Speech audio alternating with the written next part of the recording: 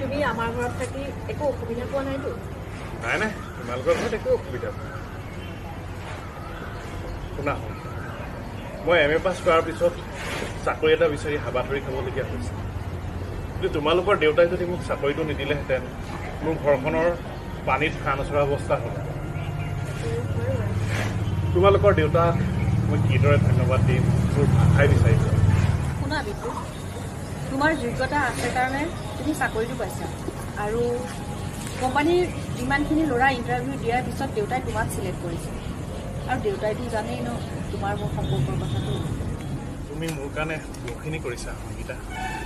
ইউনিভাৰ্চিটিত পঢ়ি থাকোঁতে অৰ্থনৈতিকভাৱে তুমি মোক বহুত সহায় কৰিছা।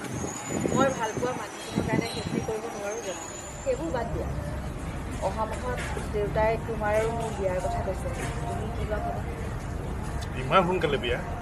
অঁ, মই মোৰ মা দেউতাক কথাখিনি কোৱাই নাই নহয়। এইটো তুমি কোৱা। সংগীতা, মোৰ ঘৰখনৰ অৱস্থাও ভাল নহয়। চাকৰিটো 2 বছৰমান কৰি লওঁ দিয়া, তাৰপিছত বিয়াৰ কথা চিন্তা কৰিম। শুনা বিদ্যুৎ, কোৱা। তুমি ঘৰখনৰ কথা চিন্তা কৰিব নালাগে। দেউতাই কিবা এটা মেনেজ কৰিম বুলি কৈছে। ব'লা আমি ভিতৰতে বহোঁ, ইমান গৰম লাগিছে। ব'লা।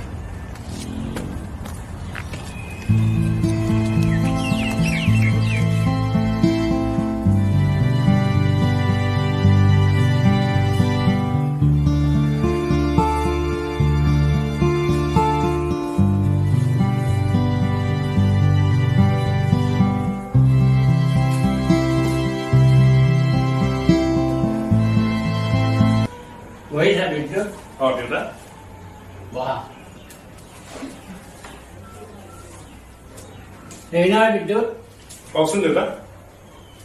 মই কথা এটা ভাবিছো, অহা মাহত তোমালোক দুইজনৰ বিয়াখন পাতি দিম বুলি ভাবিছো। সংগীতাই মোক কথাটো কৈছে দেউতা। আপুনিতো জানেই মোৰ ঘৰখনৰ অৱস্থাটো, গতিকে বিয়াখন 2 বছৰমান পিছুৱাই দিলে ভাল হ'ব নেকি? তুমি এইবোৰ চিন্তা কৰিব নালাগে বিদ্যুৎ। তুমি জানাই সংগীতা মোৰ একমাত্ৰ ছোৱালী। মোৰ আগলৈ পিছলৈ আৰু কোনো নাই। গতিকে তোমালোক দুটাইতো মোৰ ল'ৰা ছোৱালী। গতিকে তুমি এইখন ঘৰতে তুমি জোৱাই হিচাপে থাকিব পাৰা। দেউতা, মই যদি ইয়াত থাকো মা দেউতাৰ কি হ'ব? তুমি এইটো চিন্তা কৰিব নালাগে। মই সেই কথাটো ভাবি ৰাখিছো। তেওঁলোককো ইয়ালৈকে লৈ আহিবা। ইমানবোৰ মোৰ ৰুম আছে ঘৰত, থাকিবলৈকেতো মানুহ নাই। তেওঁলোক থাকিলেও অলপ ভালো লাগিব। বিদ্যুৎ, দেউতাই ঠিকেই কৈছে। বিয়াৰ পিছত তুমি আমাৰ ঘৰতে থাকিবা আৰু মা দেউতাকো লগত লৈ আহিবা। হ'ব দিয়া, মই মা দেউতাক বাৰু কথাটো সুধি চাম। ঠিক আছে।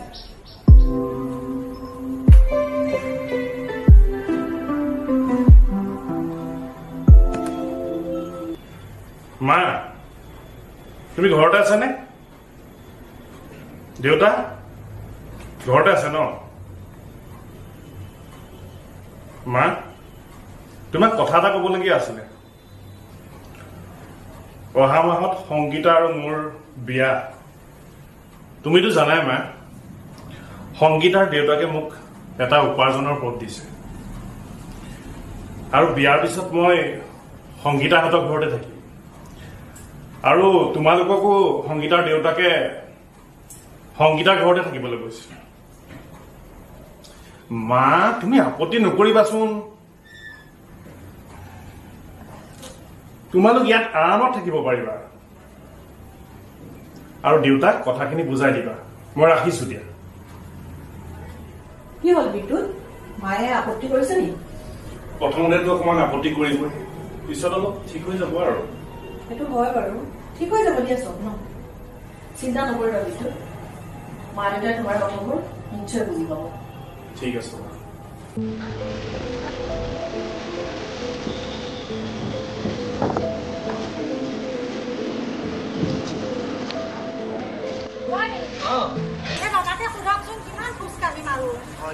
বাবু, এই দেৱজিৎ মজুমদাৰ ঘৰ কোনফালে যায় বাৰু? কোম্পানীৰ মালিক হয়। মালিক।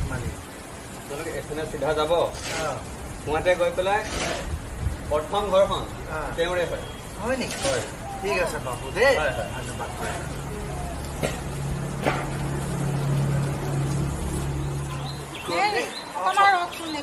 হয়নে? হয় দিয়া হে বহুত গৰম লাগিছে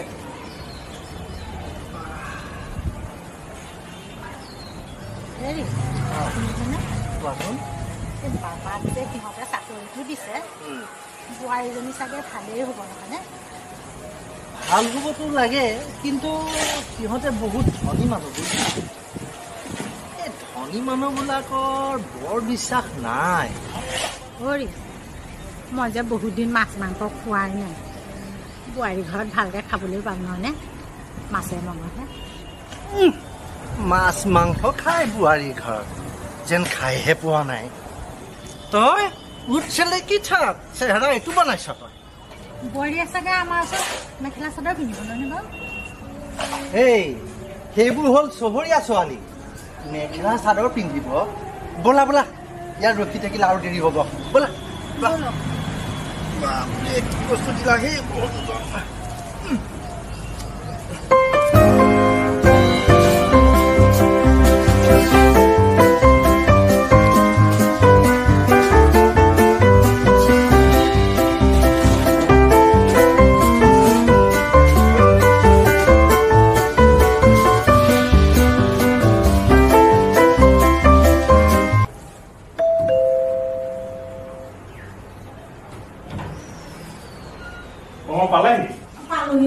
পালহি উপায় ভালে আছ ভাল ভাল ভাল ব'লা ইয়াতে বহাচোন তোমালোক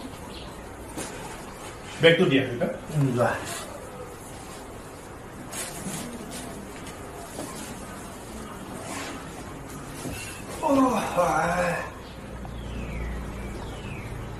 দেউতা সংগীতাহঁতৰ ঘৰখন বিচৰাটো আপোনাৰ একো সুবিধা হোৱা নাই নাই নাই একেবাৰে অসুবিধা হোৱা নাই নহয়নে বাৰু মানুহজনক সকলোৱে চিনি পায় দেই এই ৰাস্তাতে সৰু ল'ৰা এটা পাব তেওঁলোকে বৰ ধুনীয়াকৈ বুজাই দিলে নহয় তোমাৰ সৰু দেউতাৰ ঘৰখন তেনেকে আহি পেলাই পাই গ'লোহি তোমাৰ ঘৰ হয় নেকি বৰ গৰমো বাবা ৰ'বা মই ফেনখন দি দিছো আপোনালোকে আহি পালেহি পালোহি আই একো অসুবিধা হোৱা নাই নহয় নাই হোৱা নাই নাই একো অসুবিধা হোৱা নাই এওঁৱে নেকি বোৱাৰী বাবা এওঁ মা এতিয়া তোমালোকৰ এওঁ ভাবি বোৱাৰী অহা মাহৰ পিছৰ পৰা পাৰ্মানেণ্ট বোৱাৰী হ'ব মই কিন্তু আজিৰ পৰাই বোৱাৰী বুলি মাতিম দেই বিদ্যুৎ তুমি কাম এটা কৰা মা দেউতাক আমাৰ পিছফালৰ পুৰণা ঘৰটোলৈ লৈ যোৱা আৰু মই কাম কৰা বাই হাতত চাহ দি পঠাই আছো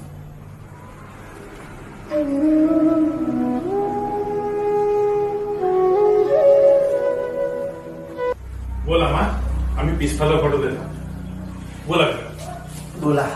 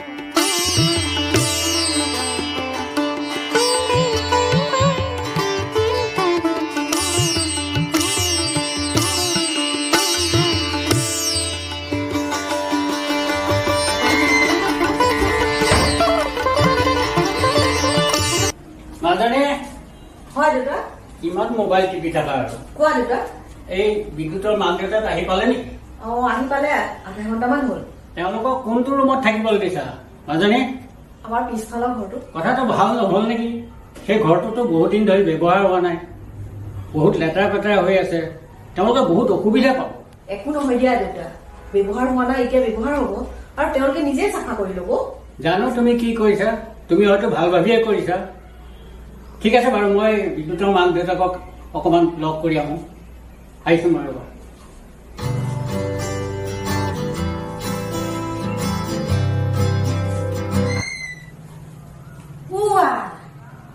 পোচাক দেখোন একেবাৰে সলাই পেলালে এয়া কি পোচাক পিন্ধিছে তই কি কওঁ সিফালে যা তই জাননে নাই আমি কাৰ ঘৰত আছো এজন সম্ভ্ৰান্ত মানুহৰ ঘৰত আছো আজি তই মোৰ এই ড্ৰেছযোৰহে চেঞ্জ কৰা দেখিছ কালিলে মই চুলিত কলপ লগাই এটা সফল ডেকা হৈ যাম ডেকা ওলা বোলে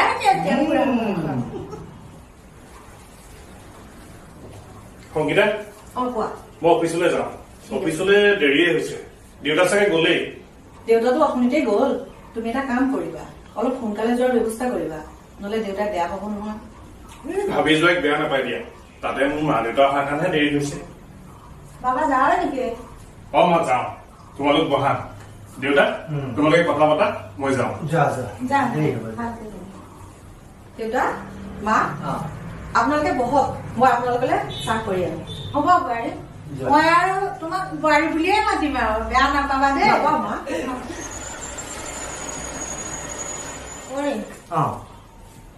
মোৰ হলে গাঁৱৰ ঘৰখনলৈ বৰ মনত পৰিছে দেই থহে এই পকা ঘৰত শুবলৈ পোৱা মানুহজনী আকৌ সেই গাঁৱৰ ভগা প্ৰজাটোলৈ মনত পৰিলগৈ নাই মোৰ বৰ মনত পৰিছে গাঁৱৰ ঘৰখনলৈ যাওঁ যাওঁ লাগিছে মা চাওঁ দেউতা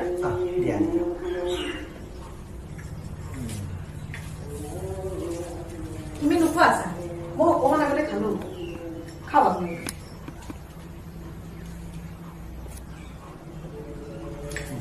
বঢ়িয়া চাহ বনাইছা দেই হয় নেকি দেউতা দেউতা আপোনালোকৰ গাঁৱৰ ঘৰত মাটি কিমান মান আছে 1 বিঘামান হ'ব কিয় সুধিলা বোৱাৰী মই মানে ভাবিছো দেউতা সেই ঘৰটো ভাঙি পেলাই এটা বিল্ডিং বনাই দিওঁ আৰু মই অলৰেডি বিল্ডাৰৰ লগত কথা পাতিছোৱেই এতিয়া আপুনি কিবা ভাবে মই দেউতাক কওঁতে দেউতাই এই কথাটো ভালেই পাইছে এইটোতো তুমি বৰ ভাল কথা চিন্তা কৰিছা বোৱাৰী হয় দেউতা তুমি আমাৰ বাবে ইমান ডাঙৰ কাম কৰিবলৈ ওলাইছা বোৱাৰী মা দেউতা মোৰতো দেউতাৰ বাদে কোনোৱেই নাই আৰু বিদ্যুতক আমি নিজৰ ঘৰৰ সদস্য বুলি ভাবো মই যদি এতিয়া আপোনালোকৰ ঘৰটো বনাই দিব পাৰো মই ভাবিম যে মই নিজৰ ঘৰখন বনাইছো আমাৰ ভগা প্ৰজাটো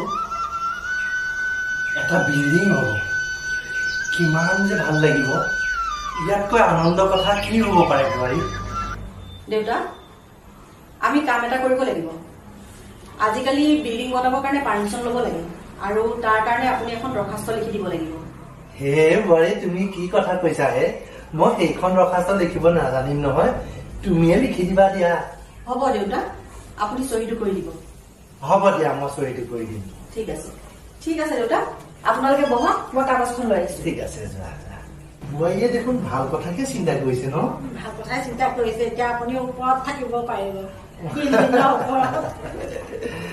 হ'ব দিয়া চহীটো কৰি দিয়াতো একো আপত্তি নাই ঠিক আছে দিয়া দেউতা আপুনি এই ৰেভিনিউটোৰ ওপৰতে চহীটো মাৰি দিয়ক হয় নেকি হয় আৰু মই বাকীখিনি মই লিখি লম হ'ব তুমি লিখি ল'বা আৰু দেই হয়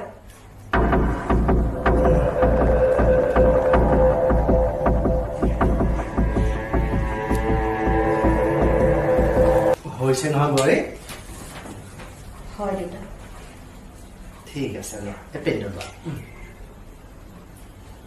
বোৱাৰী তোমাক ভগৱানে দেৱী হিচাপে পঠিয়াইছে আমাৰ ওচৰলৈ তেনেকে নকব মা মই মোৰ নিজৰ মানুহখিনিৰ কাৰণে এইখিনিও কৰিব নোৱাৰিম নেকি বিদ্যুৎ কোৱা কালিলৈ তোমাৰ আৰু মোৰ মহাভৈৰৱ মন্দিৰত বিয়া আৰু ৰাতিলৈ দেউতাই ষ্টাৰ ভৱনত পাৰ্টি দিব আৰু সেই বিয়া পাৰ্টি লৈ দেউতাৰ লগৰ ভালেমান গণ্য মান্য ব্যক্তি আহিব সেইবাবে তুমি মই যিযোৰ চুজ কৰি দিম সেই কাপোৰযোৰে পিন্ধিবা কিন্তু ঠিক আছে দিয়া তোমাৰ চুজখনতে পিন্ধিম দিয়া অ'কে বিদ্যুৎ কোৱা তোমাক কথা এটা কওঁ বেয়া পাবা নেকি নাপাওঁ কোৱা কালিলৈ যে আমাৰ পাৰ্টি হ'ব সেই পাৰ্টিটোত তোমাৰ মা দেউতা নিলে এডজাষ্ট হ'ব নোৱাৰিব নেকি কাৰণ দেউতাহঁত হ'ল গাঁৱৰ বুজা মানুহ আৰু সেই ষ্টেণ্ডাৰ্ডৰ লগত মিলাই কিবা অসুবিধা পাব নেকি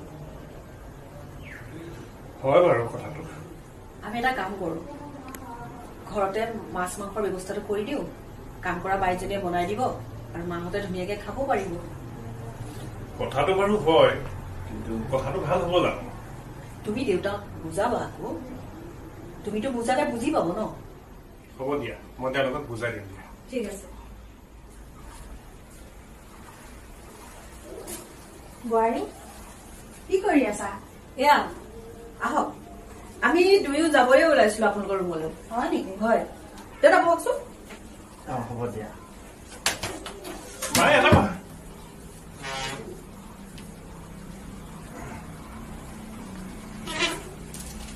কিবা লাগতিয়াল কথা পাতি আছিলা নেকি? হয় মা, কালিলৈ দেউতাই ষ্টাৰ ভৱনত আমাৰ পাৰ্টি দিব আৰু তাততো দেউতাৰ লগৰ বহুত ডাঙৰ ডাঙৰ মানুহ আহিব, আপোনালোকেতো গাঁৱৰ মানুহ, সেইবাবে আমি ভাবিছো ঘৰতে আপোনালোকক মাছ মাংস অকণ আনি দিম, ধুনীয়াকে খাব আৰু তাত গৈতো আপোনালোকে লাজ পাব ন।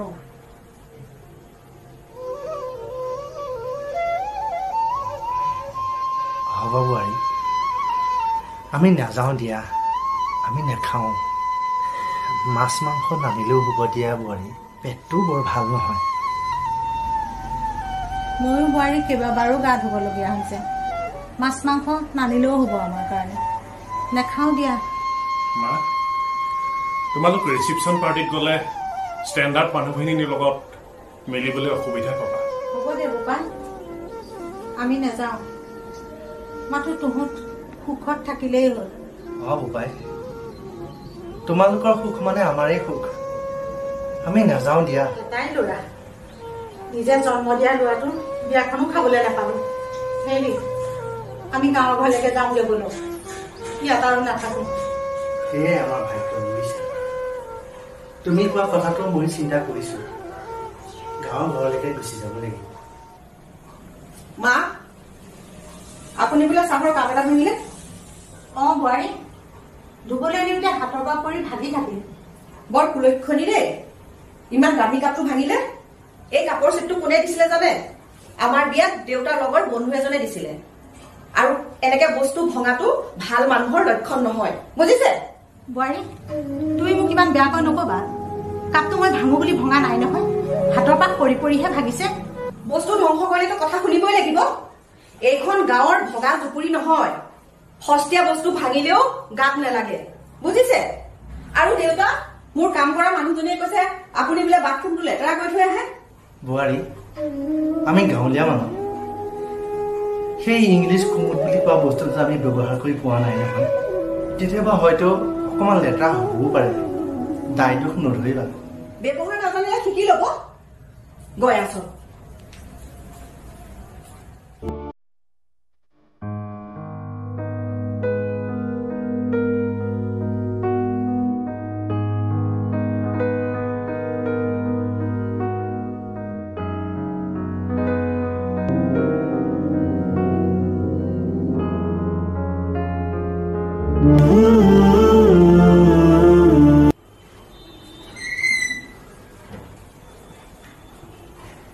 বহি আছা না?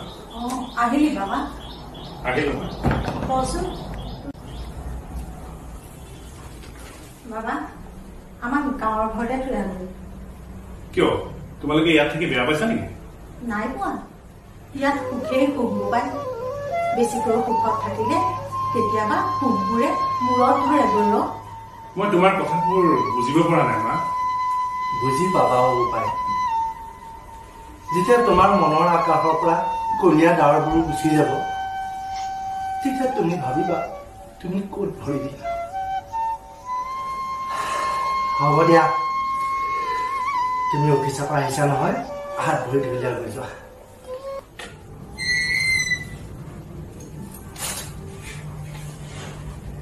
বোৱাৰী শুনাচোন, সেই দেউতা আৰু মোৰ কাপোৰবিলাক বৰ লেতেৰা হৈছে, মোৰ কঁকালটো বৰ বিষাই আছে। কাম কৰা মানুহগৰাকীকে ধুবলৈ দিবা নেকি? মোৰ কাম কৰা মানুহে আকৌ আপোনালোকৰ কাপোৰ কিয় ধুব? আপোনালোকৰ কাপোৰ আপোনালোকে নিজে ধুই লওক। নালাগে দিয়া বোৱাৰী, মোৰ কাপোৰখিনি মই নিজে ধুই লম। কেনেকে ধুব আপুনি? কিয়? কঁকাল খিৰি কৰি বিষ হৈ আছে, আপুনি নোৱাৰে ধুব। হ'ব দিয়া, যেন তেনে মই নিজে ধুম। মেচিনটোতে দি দিবা নেকি কাপোৰকেইটা? মই আপোনালোকক এই ঘৰটোত থাকিব দিলো বুলিয়ে ৱাশ্বিং মেচিনৰ ফেচিলিটিটো আপোনালোকক দিব নোৱাৰো নহয়। নিজৰ কাপোৰ নিজে ধুই ল'বগৈ যাওক, আৰু ইয়াত গাঁৱলীয়া ভূত হৈ নাথাকিব। তুমি আমাক গাঁৱলীয়া ভূত বুলি নকবা দেই বোৱাৰী। গাঁৱলীয়া ভূত বুলি ক'লে লাজ পায়। পকা ঘৰৰ তলত থাকিব পাইছেতো। মোৰ মুখে মুখে কথা ক'লে কিন্তু মই এই ঘৰৰ পৰা বাহিৰ কৰি দিম। বোৱাৰী, তোমালোকেহে আমাক গাঁৱৰ ঘৰৰ পৰা আনি ইয়াত ৰাখিছা, এতিয়া আমাক গাঁৱৰ ঘৰখনত থৈ আহা বোলা। তেতিয়া তোমালোকৰ কাৰণে আমি বুজাও নহওঁ। গাঁৱৰ ঘৰ মানে ক'ত আপোনালোকৰ গাঁৱৰ ঘৰ আছে? কিয় আমাৰ গাঁৱৰ ঘৰখন? শুনক, গাঁৱত আপোনালোকৰ কোনো ঘৰ মাটি নাই, সেয়া মাটি বিক্ৰী কৰি দিয়া হৈছে। আমাৰ ঘৰ মাটি বিক্ৰী কৰি দিছে? কোনে বিক্ৰী কৰি দিছে? মই কৰিছো। কিয় আপুনিয়ে জানো উকা কাগজত চহী কৰি দিয়া নাছিল? কিন্তু বোৱাৰী, তুমি বিল্ডিং বনাবলৈ পাৰ্মিশ্যন লাগে বুলিহে চহী কৰি লৈছিলা। সেইটো মোৰ চাল আছিলে। মই জানিছিলো টেমাৰ পৰা ঘি চিধা আঙুলিৰে নোলালে আঙুলি বেকা কৰিবই লাগিব। আমাক সৰ্বনাশ কৰিলা বোৱাৰী। ল'ৰাটোতো বুকুৰ মাজৰ পৰা কাঢ়ি নিলাই আমাৰ মাটি বাৰী সোপাও তুলি ললা। মই আপোনালোকৰ ল'ৰা কাঢ়ি অনা নাই নহয়। আপোনালোকৰ ল'ৰাহে মোৰ ঘৰত চপনীয়া হিচাপে আছে। তুমি কাক চপনীয়া বুলি কৈছা?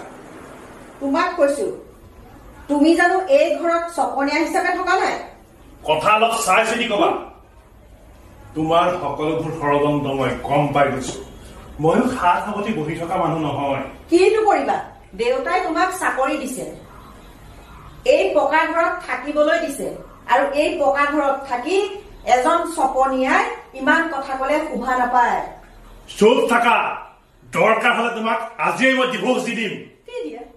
দেৱজিৎ মজুমদাৰৰ এই বিশাল সম্পত্তি দেখি চপনীয়া থকা ল'ৰাৰ অভাৱ নাই নহয়। মাজনী, তুমি এইবোৰ কি কৈছা? বিদ্যুতক কিয় ইমান বেয়াকৈ কৈ আছা? নাই দেউতা, মইতো তেওঁক একো কোৱা নাই। চুপ থাকা তুমি।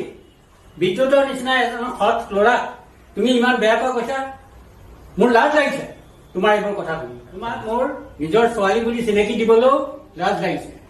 দেউতা, নামাতিবা মোক দেউতা বুলি। তোমাৰ মাৰা ঢুকোৱাৰ পিছত কিমান কষ্টৰে মই তোমাক তুলি কালি ডাঙৰ দীঘল কৰিলো, পঢ়াই শুনাই শিক্ষিত কৰি তুলিলো, মানুহ হিচাপে গঢ়ি তুলিলো। সেয়া তুমি জানো বুজি পালা? বিয়ৈ, আহকচোন আগতে বহি লওঁ।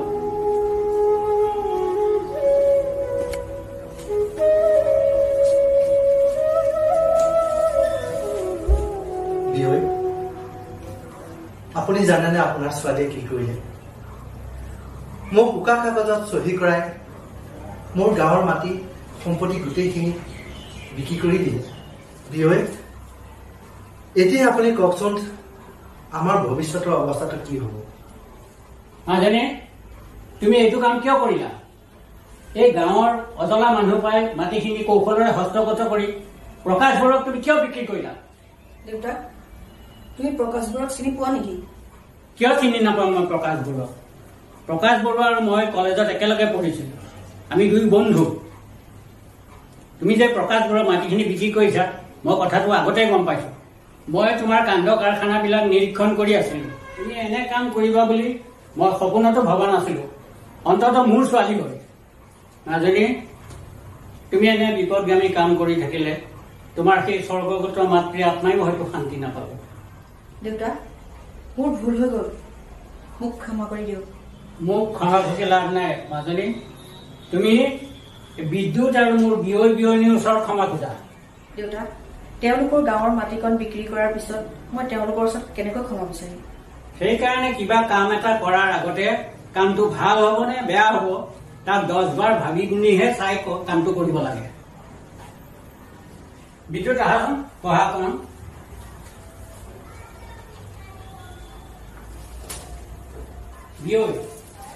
বিয়নী, আপোনালোকে গাঁৱৰ মাটি বাৰীৰ কথাটো, সম্পত্তিৰ কথা, ঘৰ মাটিৰ কথা চিন্তা কৰিব নালাগে।